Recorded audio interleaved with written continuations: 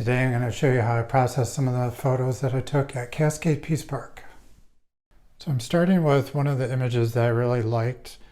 I liked it because of the long shadows, the difference in topography, and how it just gave a lot of character to the landscape. So I immediately went to black and white. This is where I started. I liked it so much that I took it into supercolor process, which is my profile. This is how I saw it in the camera. And then I also wanted to see what it would look like in a different LUTs. So this is my cotton candy LUTs. So you can see various different looks just by using a different process. In this image, I wanted to show off the leading lines and make it look a little bit closer to nature versus what some of the other processes might make it look like. This is how it comes over in the software. I go to browse and I go to this LUT instead of my profile.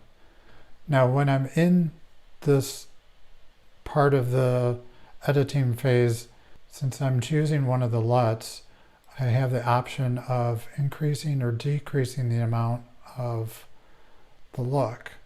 Close once I'm done. I can also change the exposure, the contrast.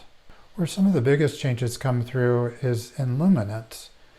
So because I did a color swap, the yellows and oranges are going to affect the blues.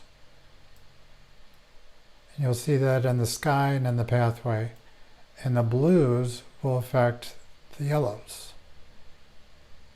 I ended up with this shot.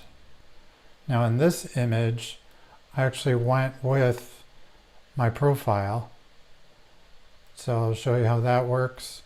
This is how the image comes over. Adobe Color, go to Browse, and here's my profile. Close, and again, I can play with the exposure, contrast, all these other elements as well, but bringing you back down to luminance. So here, the orange will affect the orange, and the yellow slider will affect the yellow, and same with the blue. Just for fun, I wanted to show two different images, very similar.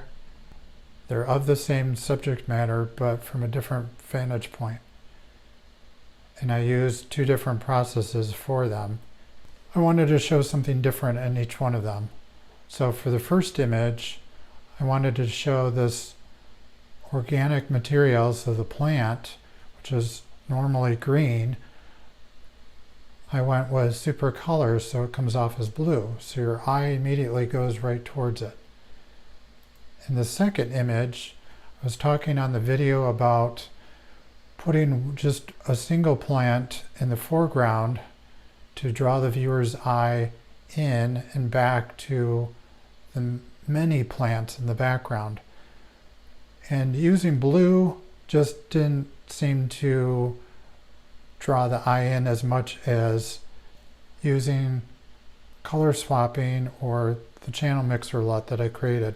So you immediately see this yellow in the foreground, draws your eye back.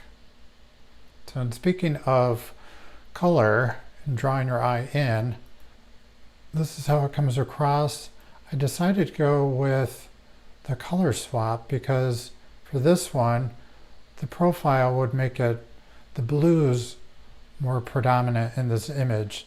And it also kind of looked too cold. Whereas going with the color swap,